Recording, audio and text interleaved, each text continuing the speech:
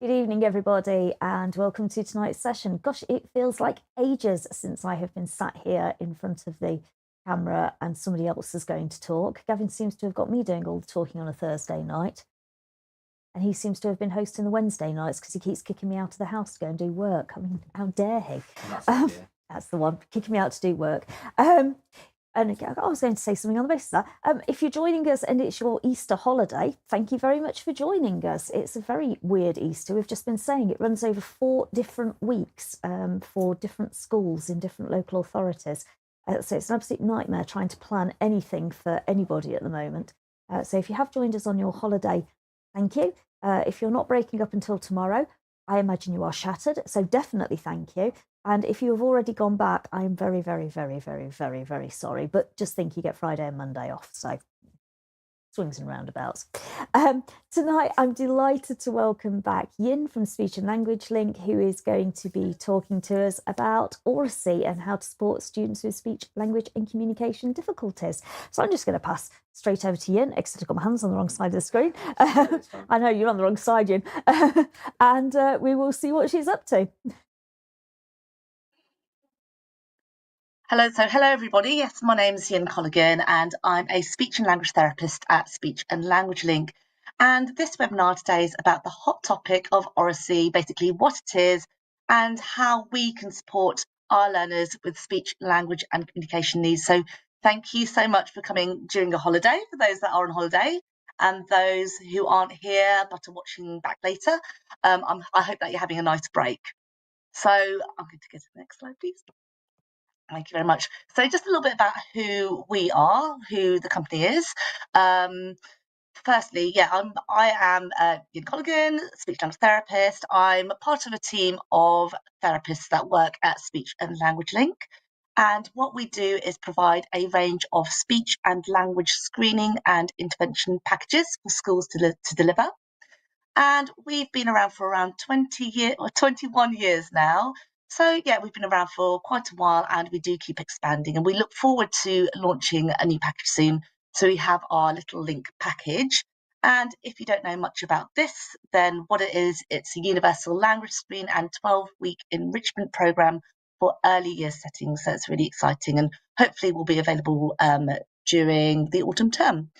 Another thing about ourselves, we are across 4,000 schools, and we work with around 65,000 pupils through your brilliant TAs and other staff that support screening and intervention of your pupils. So going on to the aims of today, I'm hoping that I can give you a fairly clear definition as to what oracy is. It can be a bit muddly. It's a bit of a muddly topic. So, maybe you feel differently, but I don't find it the most clearest cut area. And so hopefully if you find the term a bit confusing, if you find the area a bit confusing, I can unpick it a little bit for you. I want to talk about our children with speech, language and communication needs as well, and the challenges of oracy for them. And then next, I want to talk about kind of tips for school staff, what can be done to support these pupils. And there'll be time for some questions after, so do ask away. And there'll most likely be lots of different needs that I won't be able to fully cover during the presentation. So if you do have a question, I'd be really happy to hear it. So going on to what is oracy. Oracy is a big topic at the moment, as I'm sure you'll all know. The term has been used since 1965 by British professor Andrew Wilkinson to basically emphasise the importance of spoken language. And what he wanted to do was to put them on a par with reading and writing skills. And it's so important. The world is advancing with technology, and verbal communication is basically being a little bit left behind. And we don't have so many opportunities to talk. A lot of things are done through text, a lot of things are done through messaging and emails and that sort of thing. So it's really important that we do have those skills to discuss and present and problem solve and basically collaborate and communicate.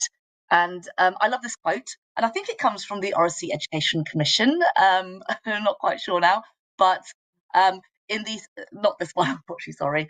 In this age of robots, we want pupils to be ready to excel as human beings. Talking and communicating our opinions and feelings and perspectives to one another is unique to what makes us human. So, yeah, going on to the next page, please. So, Oracy, defined by the Oracy Education Commission, is articulating ideas, developing understanding, and engaging with others through speaking, listening, and communication. So, in kind of more simple terms, it's basically having the kind of skills to communicate effectively in basically in the dynamic way that talking has to offer. And examples include the ability to persuade, engage, collaborate, that sort of thing. And I feel that we have these kind of certain rather traditional views as to what that looks like. But I do actually think there's kind of space to expand our perspective on oracy to be kind of more inclusive of our SLCN pupils, our ND pupils, which I hope I can make clear as I go further into my presentation. So going on to kind of a further definition, and this is in, I think it's a need to talk, but this is stated by the Oracy Education Commission that there are three dimensions, three aspects of oracy education. So it teaches, and I'm not very sure if it's a bit fuzzy, my copy was a bit fuzzy, so I'm sorry about that, but it teaches students to learn to talk, listen, and communicate. So basically putting skills into practice, these talking, listening, communicating skills in practice. It teaches students to learn about those skills as well. So kind of more metacognitively, what can we do to communicate well? What can we do to talk well? What can we do to listen well? And also it teaches students to learn through those skills as well. So it's basically a way to learn, a channel of learning using this rather dynamic form of communicating to teach and deepen understanding of lessons. So, for example, with English, people could share opinions as to why Matilda is so very different from the rest of the Wormwoods in Matilda. In science, there could be discussions about scientific experiments and thinking what might happen if we add water to oil, for example. And maybe in history, there could be debates, for example, of pros and cons of certain things. For example, the Industrial Revolution from different perspectives and that sort of thing, really. So lots of ways to learn through talking, listening, and communicating. So when people think of Oracy and what it looks like in practice, the first real things that come to people's minds are things like debates and discussions and presentations. And they also think about things like storytelling, role play, drama, and that sort of thing. But it's also important to consider that developing Oracy skills isn't really just about these aspects, but also around communicating successfully through an individual's life. So it's for making and maintaining friendships and relationships, for example, at work, social relationships as well. It's about learning to collaborate with others. So that's so important for, future employment and that sort of thing.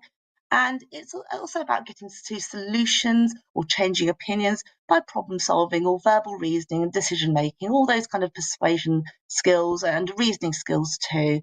And it's important to think that these things are useful in more informal settings as well as formal ones too.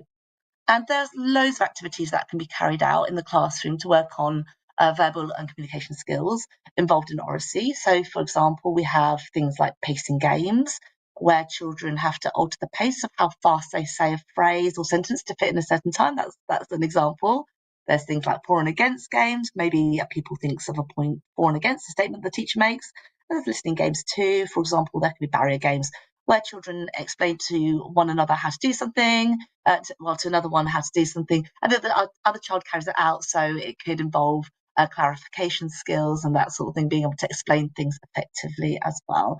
And I mean, these can help with learning how to kind of communicate well and to speak well to another pupil. It can just be really useful for those kind of skill building aspect of Oracy. And I don't want to go into too much depth because there are so many activities, but I've put where you can find them on the slide, so just underneath the picture.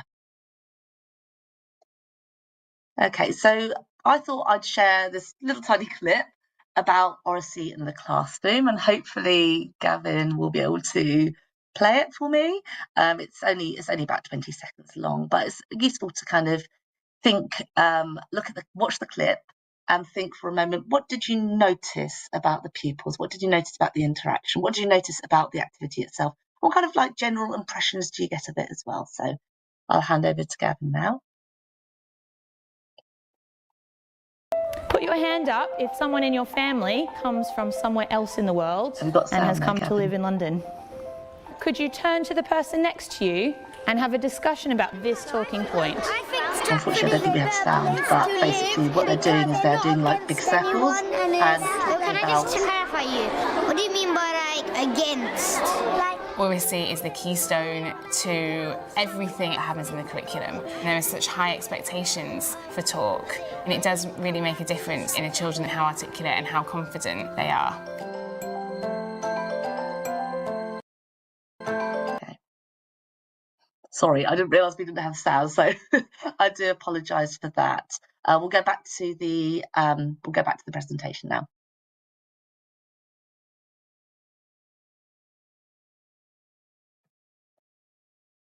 I'll just wait. Thank you very much. That's great. Okay, so what I wanted to show you were two pupils having a discussion about, I think it was something like Stratford being a good place. 2 seconds in.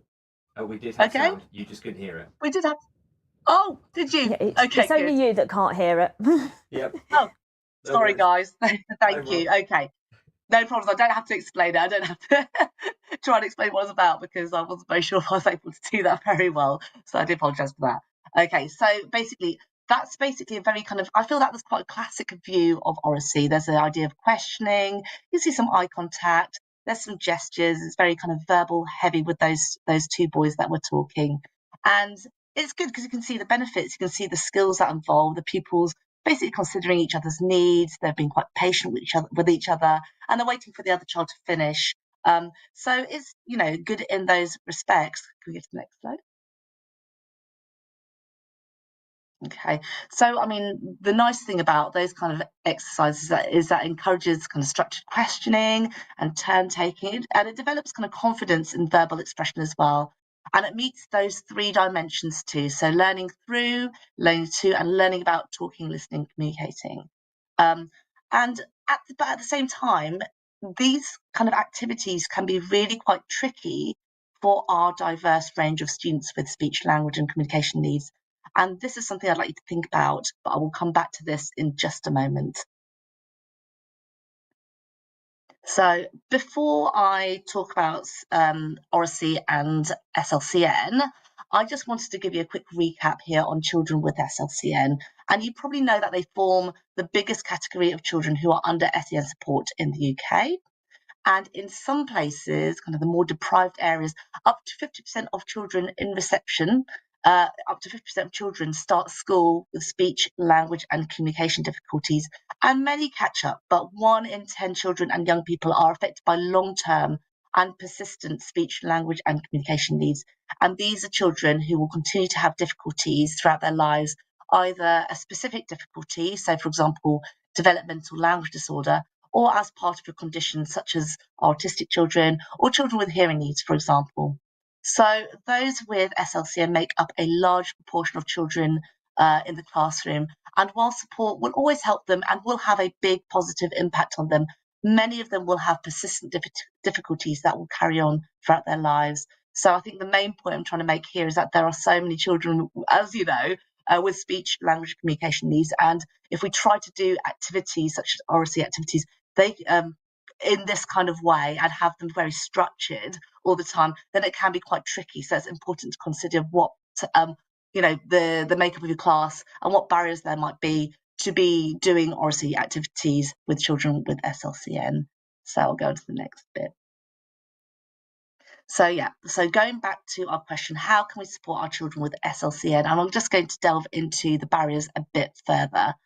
And I'm sure that from that clip that you will have identified barriers that pupils with SLCN might have trying to carry out that kind of activity. So, for example, if you think of a pupil might not be able to deconstruct what their communication partner has said and to process it to ask for clarification. And your people might struggle to express themselves clearly enough when trying to make a point. With that little clip, the child was EAL, and therefore, they did have a little bit of difficulty, and it was good that the communication partner could kind of chip in and ask for that clarification. But some pupils might find it particularly difficult to kind of express their points of view, to say that what they want to say when they're trying to make a point. And they might not be able to put together a sentence, or maybe they might struggle with, quite basic vocabulary. Or potentially they might have, speech sound difficulties or stammers that can really affect others' understanding. And your people might have difficulties with things like verbal reasoning, for example, understanding inference, reading between the lines and making predictions. So, when asked a question like, why is, this place a great place to live? They might really struggle to understand that question and just really be quite tangential with their responses, responding as they think the question asks, but not actually getting to the point, which can make it very difficult to hold a conversation, to hold a discussion or a debate around the subject. And they might lose the thread in discussions and really find it hard to argue their point or answer questions, for example, in presentations as well. A student might struggle to pay attention to what is said. They might have difficulties maintaining and shifting attention. And this could be even harder with multiple speakers in a group scenario. Students might have difficulties with auditory working memory, for example. So difficulties to kind of listening and attending and taking in what the speaker says, at the same time as formulating their own questions and making a point of view. So that makes kind of that to and fro conversation quite difficult. You might have students with kind of selective mutism or social anxieties that might not be able to take part due to their fear of talking. And an autistic, for example, student's communication style could be quite different, and also they might find it really uncomfortable to be making eye contact as well. There's so many barriers that many children might have. So going on to the next slide, I thought it'd be worthwhile to bring up the Oracy framework so you can really see how many barriers there might be. And this framework, and I'm sure many of you have seen this before, is from Voice 21 and Cambridge University. And what it does is outline the skills they feel that students should be working on developing during their school years to deal with a range of different talk situations. And for those with SLCN, many of these areas can be really challenging. So, for example, with physical, I just need to go over my screen because it's on my screen here. With physical, there could be let me just see on my copy. There could be like a kind of difficulties with their voice and body language. So these might be particularly difficult for students with SLCN and students who might have SLCN associated with other areas such as autism. They might struggle to kind of modulate their voice or change their body language. And those with physical needs such as cerebral palsy will have difficulties with their voice. They might have dysarthria, and there would be physical aspects. There could be physical aspects as well. And then we're going over to the linguistic column there. So, it says appropriate vocabulary choices. And vocabulary might not even be a choice for some pupils. They might have very limited vocabulary and they might, struggle because they have very, very basic vocabulary to put across their point. And then, with language difficulties, there could be difficulties with understanding of language. And there might be difficulties with the grammar as well. That may be kind of quite persistent throughout their lives. So they might struggle with those aspects too. And the register, that they might find it very difficult to change their register to different people. And then we have, for example, kind of understanding of the kind of figurative language skills as well, which are much more nuanced and particularly hard for many children with the language difficulties. And then going on to the cognitive aspects, and these are all basically language related as well. So there are things like, or attention, so things like maintaining focus and verbal reasoning and the cognitive aspects, and going across the social and emotional. Again, there might be issues for students with SLC associated with other areas such as autism, and also with the additional kind of effort with SLCN. Perhaps they're struggling to take account of the needs of the audience as they're kind of like finding it really difficult to pull together their sentences, to kind of make a point of view, to put themselves across in a way that they are comfortable with. So that might be a real issue for them there.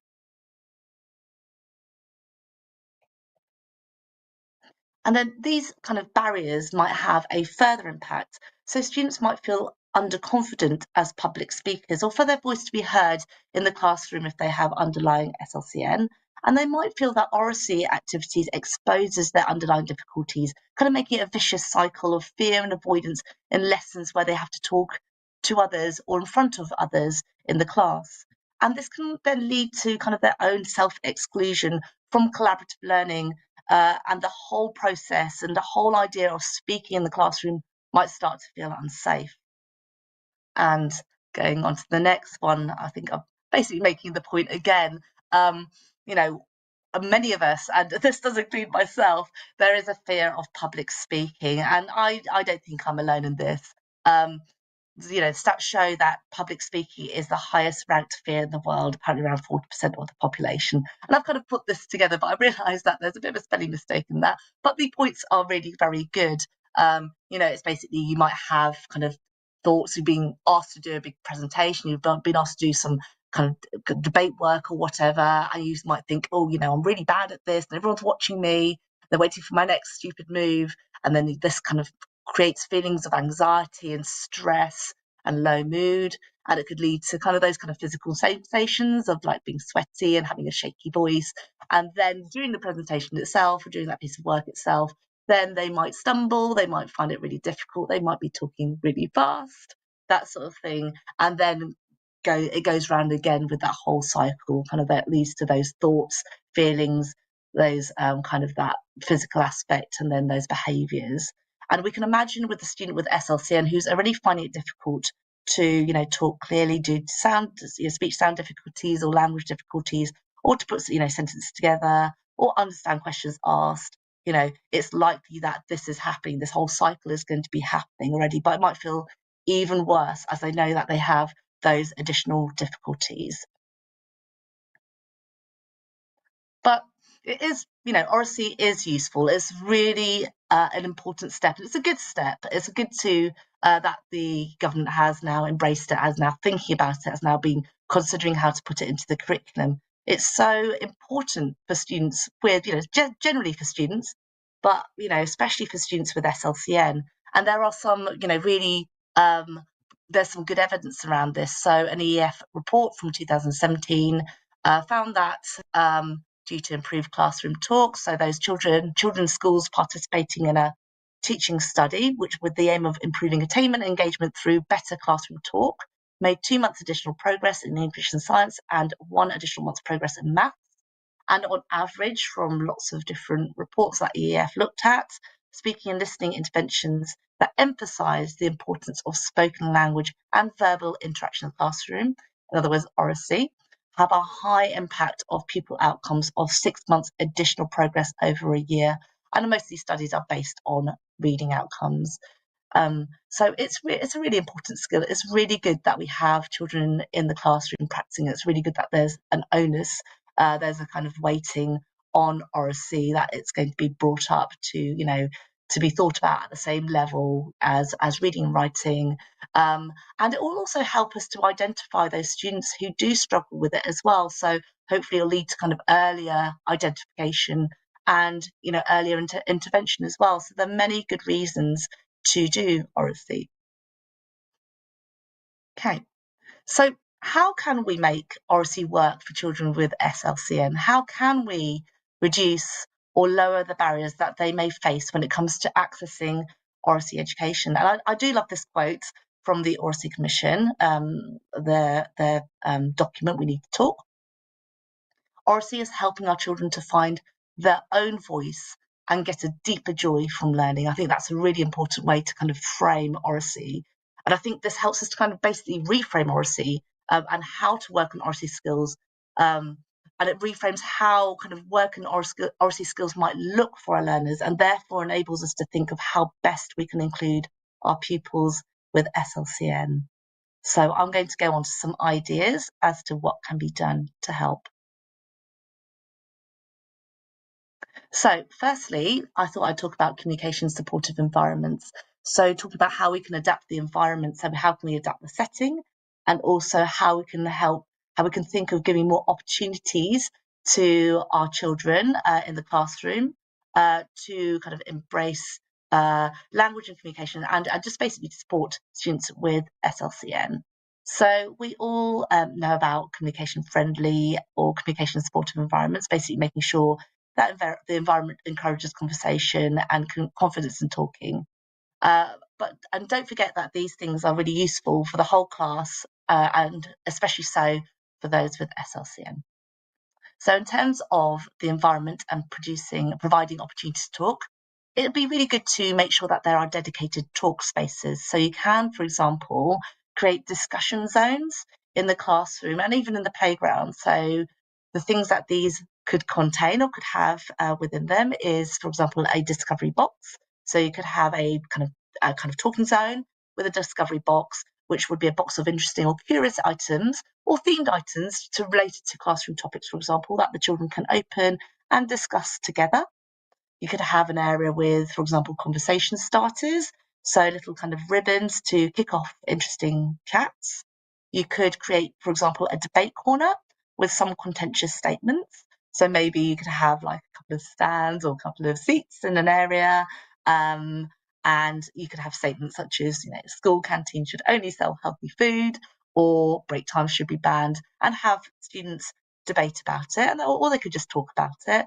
And you could have, for example, a kind of storytelling corner, which could be put in kind of the book area, the book zone. And maybe you could have a big chair in the corner, if you think like CBBS, for example, and like lots of cushions around to encourage that storytelling. And maybe, some students could be, there could be like some kind of recording tiles or buttons where they could record their favourite bits of a story on it. And then, it could be played back maybe in in kind of carpet time, and see if anyone can guess what story it's from. So there could be lots of fun activities around that. And these kind of Oracy skills can be practiced during more free-flowing times, and it'd be really good for helping children to have the confidence because of their practice. So it can build their confidence to be able to use these skills and the ideas from the activities in structured Oracy activities. Another thing that can be done is to consider conversation hotspots and cold spots as well. So this would be having a look at the classroom or the playground and thinking about the opportunities there to talk to their friends and peers. So you could kind of be considering hotspots if you kind of draw a little picture of the classroom, and then consider which areas children do a lot of talking in and which areas children don't really go to, maybe, or children are very kind of quiet around. And then maybe think, actually, some of these cold spots could be turned into hot spots. So giving lots of opportunities, putting in those kind of talking spaces in those places, if you feel that that is appropriate for that space.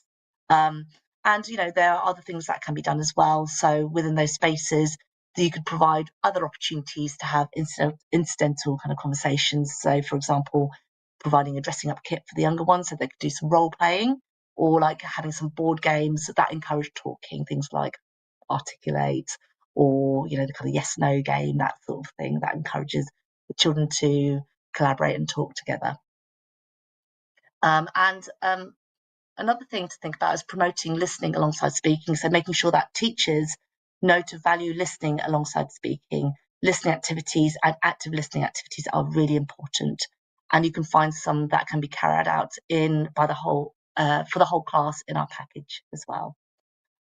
It's important to ensure that teachers are embedding Oracy into everyday learning, so giving lots and lots of different varied opportunities. So it could be things like taking part in discussions in paired work, in group work, kind of snowball, doing kind of snowball work as well. And also, you know, making sure there's a range of different activities in the forms of debates, presentation, news times, and those more kind of informal kind of Oracy games as well. And these ought to be, as much as possible, embedded into different subjects across the curriculum. And there are lots of creative ways that this can be done. For example, for maths, you could have paired discussions for problem-solving strategies, as discussed before. You can have role plays for history and English to explore different perspectives. And as mentioned earlier, discussions around kind of scientific explanations for science, or talking about hypotheses and that sort of thing, all just kind of feeding back how that scientific experiment went for them, and, you know, what might have gone wrong or what ways to improve and that sort of thing.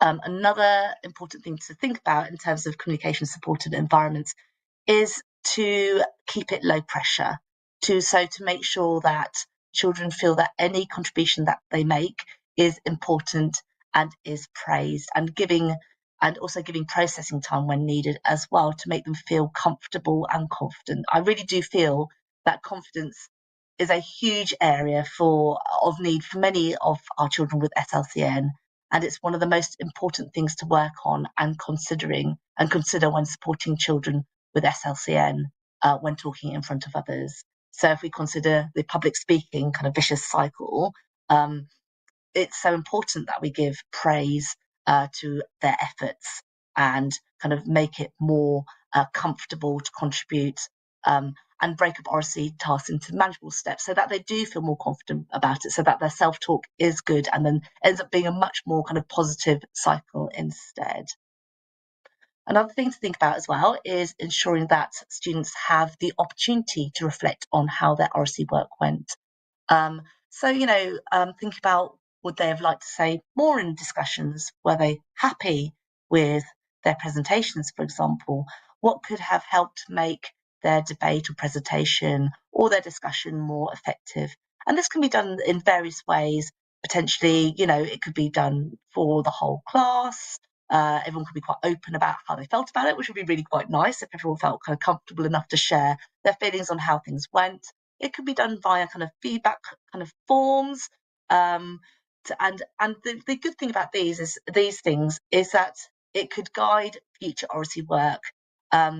So help basically kind of help teachers to know what things could be worked on, where students are finding it difficult, what aspects to practice more of, and also help students, staff to understand individuals, understand pupils' level of self-awareness as well. So see if they were thinking, oh, that was absolutely brilliant, whereas in fact they did struggle with different aspects, and then just kind of like helping those students to improve what they can and kind of understand what they might, they could do to make the class understand them better and that sort of thing. So kind of helps them understand where the students are at. And even with those students that are really very, very self-critical, that might be quite useful feedback as well to help staff go, actually, maybe they need a bit more praise, or maybe they need a kind of feedback in a certain way, or maybe they need to be told, need to be reassured that they're doing a really good job. So going on to kind of a more individual level, what can we do to support children with SLCN on kind of more a targeted level? There's so much to say about this, so if you do have any questions, do ask afterwards. But I'll kind of cut it down to some kind of quite kind of core approaches, core things to be thinking about in terms of making Oracy work for children with SLCN. So first of all, it's really important that we identify needs early. It's really important so that we can support our students with speech and language needs, to understand their profile and also help staff recognise which students might struggle with Oracy and what areas of language and speech and communication that they find hard as well. So screening to identify pupils with SLCN and to work out their needs is so important. And screening can lead to really useful interventions. For example, if a child is screened and it's seen in their results that they have certain difficulties with understanding sentences, for example, they could benefit from intervention to support them to follow what's said during a presentation or during a classroom discussion. And they could also, benefit from particular interventions, if there's interventions within the package, to work on those to bump up those skills, and then those skills can be generalised in a classroom setting. And, if a child is struggling with concepts and that's been flagged up by assessment, then maybe support on these concepts will be really helpful for children to, learn how to explain things during a debate, for example, or during a discussion. And those again can be practiced within the interventions. And then those particular skills can kind of be put into discussions as well. So the children can then practice those within the classroom too.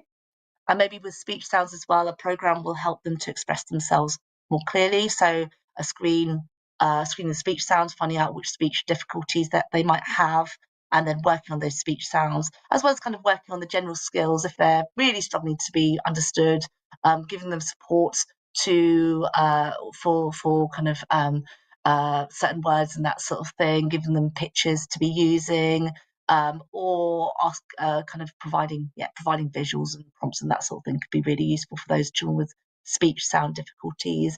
And then with a lot of speech sound work as well being done in the sessions, it's really important to be generalising those skills so they can then kind of work with them in the classroom and kind of the kind of smaller oral speaking Oracy activities, and then be kind of bumping up that in kind of those kind of bigger debates and presentations and things like that. But of course, with presentations, they might be wanting to use those additional supports, visual supports, so that they can get themselves understood better.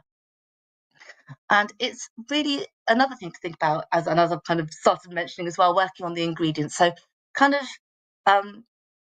practicing those, for them to practice those general communication skills in the classroom, and then for you to kind of observe how they're talking to others in discussion and talking in front of others in the class, and then considering what ingredients of communication they could work on. So, for example, if you want to help them with their presentation skills and they struggle with confidence, you could help them to kind of present as a group first of all and take a bit of a quieter role at the start. You could, have their part being quite short as well, keeping the entire presentation quite short, or pre-recording a presentation or parts of a presentation. So, for example, using kind of talk tiles or buttons, if there's something that they find quite tricky to talk about, or have them use some cue cards as well. And those cue cards can be quite specifically tailored to them. So they might include pictures and things and diagrams that will help them to get their point across a bit more clearly, for them to kind of understand quite quickly what they're trying to say, and then to be able to say it quite easily. So that could be helpful. It's about kind of finding what things work for them. And in terms of, you know, kind of practicing with the confidence and kind of speaking out, then maybe they could do small activities such as kind of word association games to get them thinking on their feet, which can help with, you know, Q&As and that sort of thing. Or if, you know, they are presenting something and they want to say something ad hoc, then those kind of skills could be quite useful, practicing small activities. A child who you feel is struggling with pacing, you could have the pacing game, as mentioned before, where children have to say something across different lengths of times. And they could, for example, start with kind of short phrases. So for children with SLCN, who might struggle kind of to retain longer bits of information, they can start with short phrases and say those within short periods of time, and go into longer ones, for example, and try and kind of say a longer phrase or sentence over a certain length of time, like 5 seconds, and then increase it to 10 seconds so they can really pace themselves.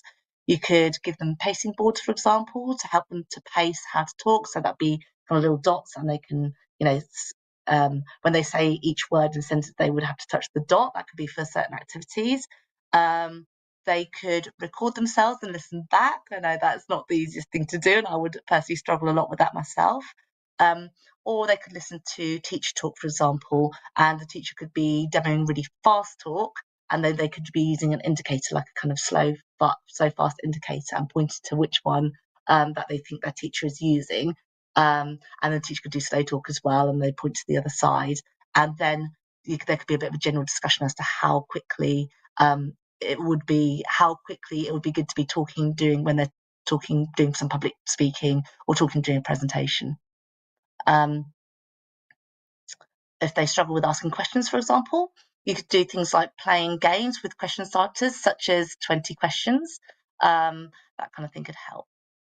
And then it's also useful to provide scaffolding as well. So considering visual supports during Oracy activities can be very useful.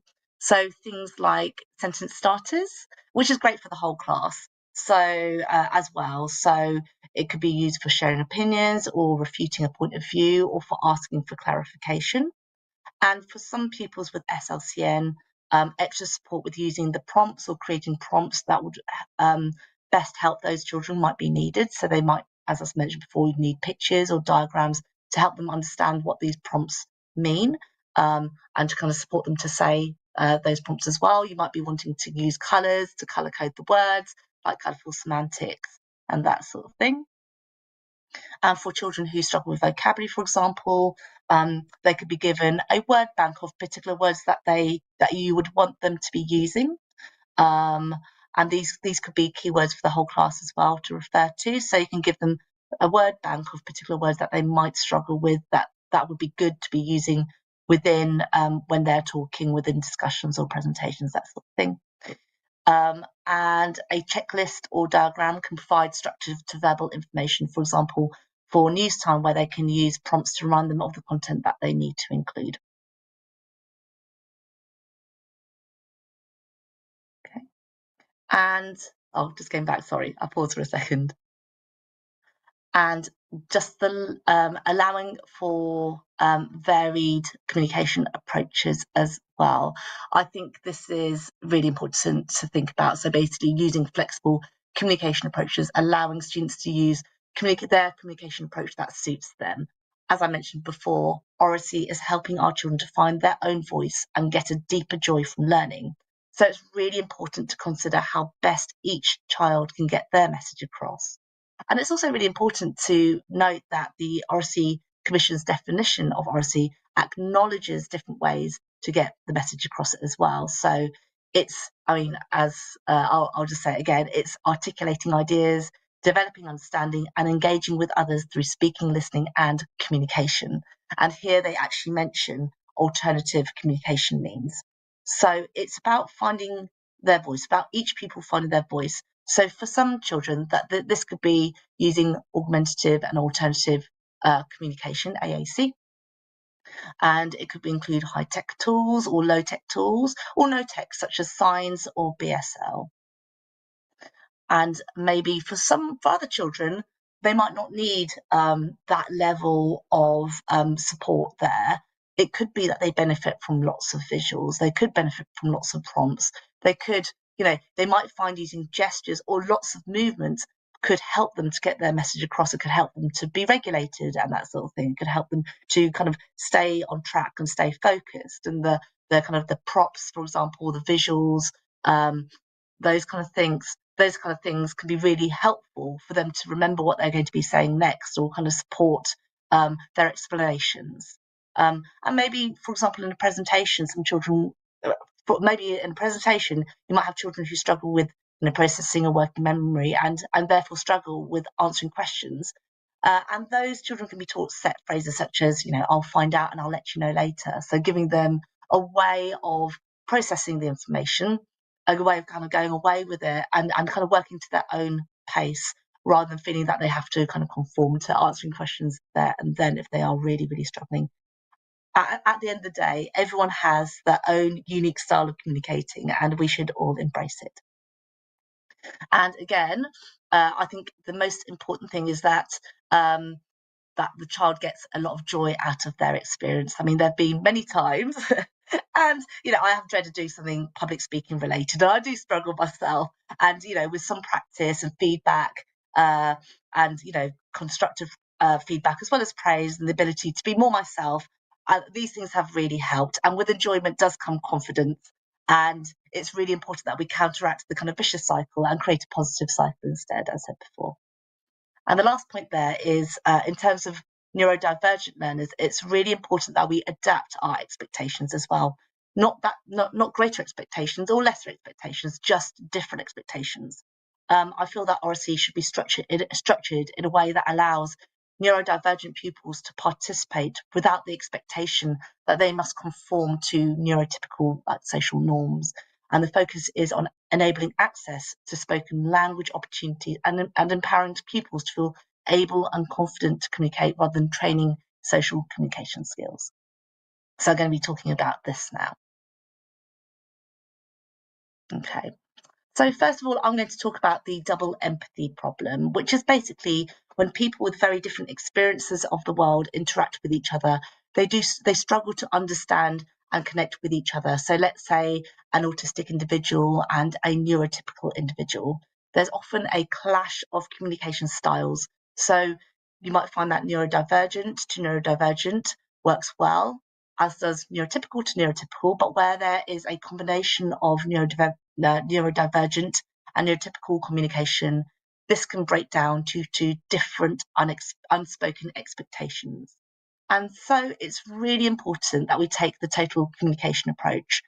This includes the AAC and that sort of thing, but also the idea that all types of individuals and their communication styles should be accepted, understood, and valued. So some things that you can consider to kind of embrace this idea are having conversation starters that are appropriate for a range of different individuals. So, for example, an autistic individual might prefer, sorry, there's a bit of noise in the background. An autistic individual might prefer, I hear what you're saying, but I don't agree, rather than you made a good point, if they don't think that the other person had. So they might actually go, actually, this is a better thing to say because I didn't think you made a good point, but it's kind of, it's okay phrasing around that. It's kind of more acceptable for everyone. And that's something that can be done. And maybe another thing that can be done is sharing viewpoints via communication profiles. So maybe every child can fill in a communication profile. They can say how they like to or need to communicate, to how they want to use gestures and pictures and objects, how they might want to move around a lot in the classroom. They might, like to joke, or they might want to be recording something, and this works really well for them. Or they can, they can say what kind of presenter that they might be. They might say, I like to share lots of information, or I like to make lots of jokes, that sort of thing. Just kind of for other people to kind of understand where they're coming from, how they're going to be communicating. Another thing that could be useful is teaching communication breakdowns from both sides. So, for example, if there's a communication breakdown due to use of non-literal language. Pupils can be taught to consider using more literal language than idioms, or pupils can learn to advocate for themselves. For example, to say, I'm not sure what, for example, this idiom means, what time flies means, for example. And also another thing to be considering as well is removing need for certain behaviours. For example, eye contact. Lots of individuals find this difficult.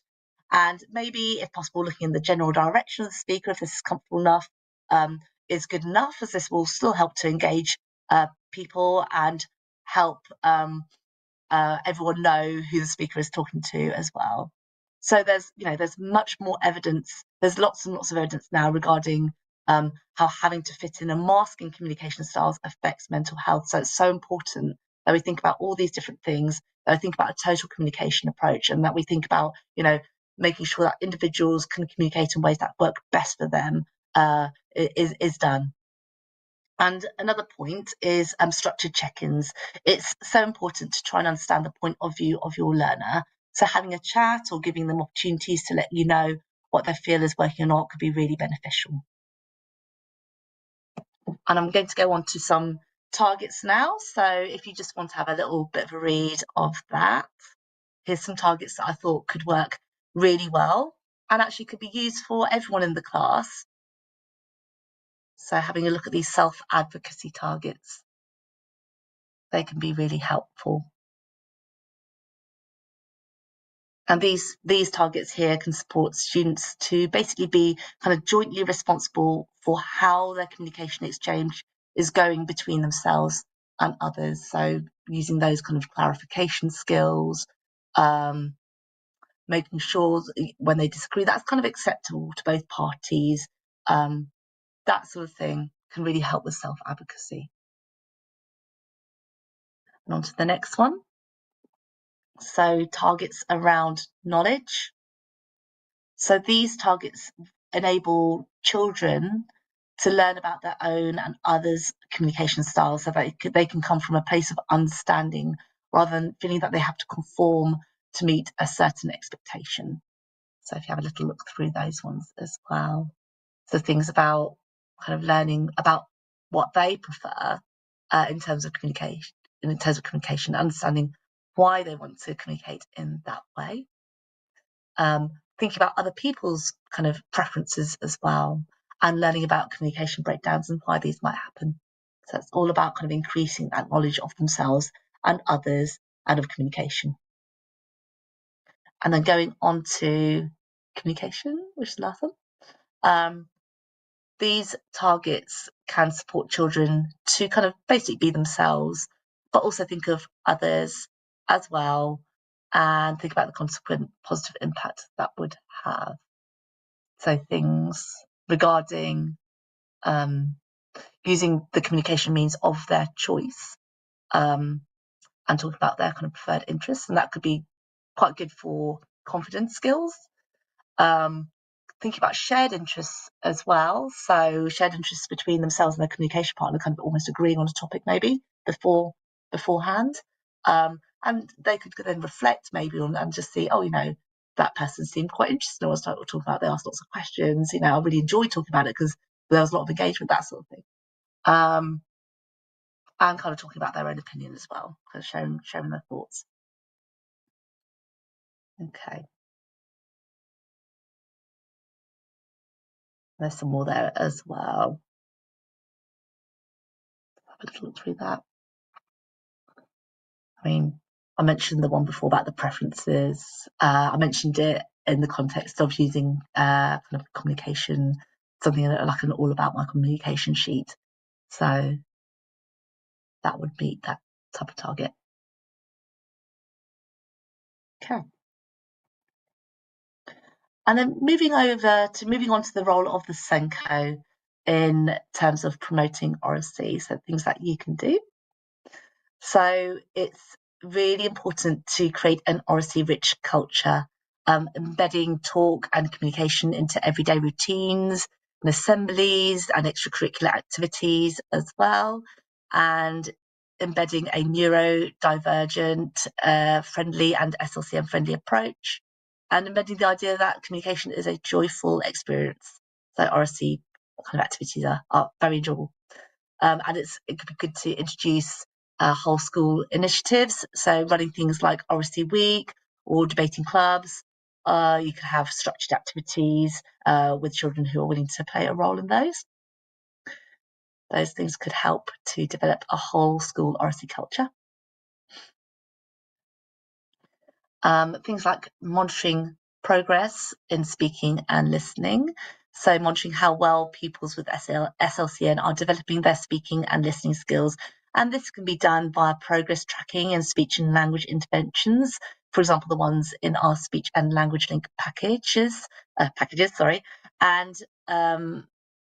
there is a talk about how Oracy itself can be assessed.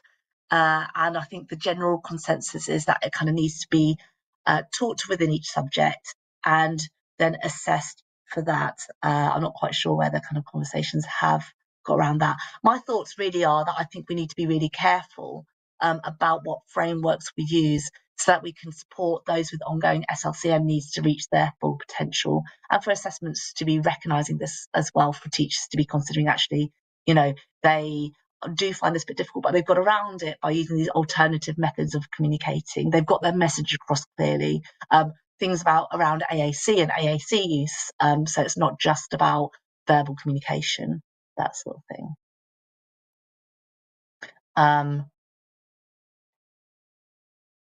Oh, no, I haven't quite finished on that slide. Sorry, I just had a little pause.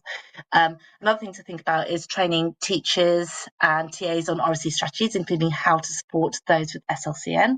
So helping staff understand how to scaffold talk, model good speaking skills, and use techniques such as visual support, sentence stems, and structured talk activities, so things I've mentioned before. Ensuring that Oracy is embedded into the curriculum, so working with subject leaders to ensure talk opportunities are planned into lessons. Acknowledge and support total communication. So basically acknowledging there's more than one way to communicate. AAC should be used where needed, and consider what's needed for our SLCN and ND pupils as well. And also provide guidance on Oracy at home, so offering workshops or resources to help parents encourage talking. So on to the last one. So just some final thoughts, really. So Oracy is a powerful tool for all pupils. There are many, many benefits, and they can really help those with SLCN. And by adapting our approaches and thinking kind of a little bit more outside the box, reframing our idea of what Oracy is, we can ensure that every child finds their voice. And the last thought is that it's really important to create an environment where every communication style is valued. And I think really the biggest takeaway is the thing I've said before, the idea that Oracy is helping our children to find their own voice and get a deeper joy from learning. So I think these things are all really important to be considering. So yeah, there's the final thoughts on that. And I'm ready to take some questions. There's some links here as well to for our Facebook page and group, and we have free trials. And if you ever want to email us, if you're subscribed in school, for example, and you have any questions, then do feel free to email us on our help desk. That was brilliant. Thank you, Yin. If there is anybody, there are a couple of people still in the thing. So if you have any questions, please do pop them in the chat and we will pose those to Yin. Yin, how do we get beyond the fact that, a school curriculum is absolutely and utterly jam-packed, and not every teacher has got the time to deliver Oracy as part of their curriculum? How do we get around that? It's really tricky, isn't it? Because in a way, I don't feel that currently things are really suited to that additional putting the Oracy into lessons. But the thing is, it's so useful. There's so much kind of deeper learning that can come from it. I guess it's about adapting approaches as much as you can and trying to be as flexible as possible with the ways that things can be approached. So thinking actually, does this necessarily have to be a writing activity? Can we have that as a talking activity? Can we have talking into writing? Can we have writing into talking? Can we add little bits on to some activities to make it to kind of have that oracy within there. So I think we have to be as creative as possible with our approach. But yeah, as I said, I don't think it's kind of like the assessment processes and things like that, and the curriculum is really that set to be really embracing oracy as much as it should be, to be honest. Yeah. Yeah. I just going from, when I've delivered Senko training in schools, or Senko training, SCN training in schools, and the arguments I get back from teachers, one of them will be, how do you expect me to fit this in the curriculum? And the other argument I tend to get is, but once they start talking, they go off topic. So there's a behaviour element to this. I don't want them to sit and have conversations. I want them to stay focused on what I'm teaching them. So they're really quite scared to let students loose on talking. I guess, yeah. I think I like thinking back at like some sessions I've had as a therapist and working with talking. It's so easy for children to kind of get carried away and they start changing topic and goes off in all different directions. Exactly. And I think it's good to have that structure, maybe in kind of those oracy activities, to say we're going to spend this much of time, we're going to be talking about this subject, then we're going to be moving on to this subject and this thing next, and just having it really kind of structured. So like in my sessions, I would have a very kind of structured timetable. I'd fit it within half an hour. So yes, it is easy for those kind of things to happen. I guess with more and more practice and having that as kind of a bit of a routine activity, for example, some routine activities in the classroom where the children know the structure, they know their expectations around it, maybe a couple of rules kind of put in place as well, then it can be kept more kind of succinct and more structured in that way. It's always a challenge because no matter who you deliver it to, you can get a wonderful reception from 9 out of 10 members of staff, but there'll always be that one that says, "Oh, I'm not doing that. I'm not changing my ways." Yeah, it can be very hard at times, but yes, I've found that the more I've worked with the group, the more familiar the children are with me, and I've worked in like classes as well. And the more they're used to a structure, their expectations are met, then the kind of smoother it goes, and the more used to kind of being able to pull things back onto topic, to be practicing those skills that you want to be practicing. Yeah, it just gets easier. Brilliant. Gio, have we got any questions coming through? No, are they all eating their cream eggs? Let me have a look actually properly. Hold on, he's got to go in different places to find questions these days. It's terrible. These partner ones are a nightmare. Give us a second. No, there are no questions. No, you've got away with it, Yen. Just cream eggs. At the end of the day, I mean. Sorry, Gavin's writing me notes. He's put creating a safe space to talk, which I think he likes that comment you made about that one. And I think he's quoting me because one of the ones that I say quite frequently is the one from Doug Lemoff, which is say it again, but say it better.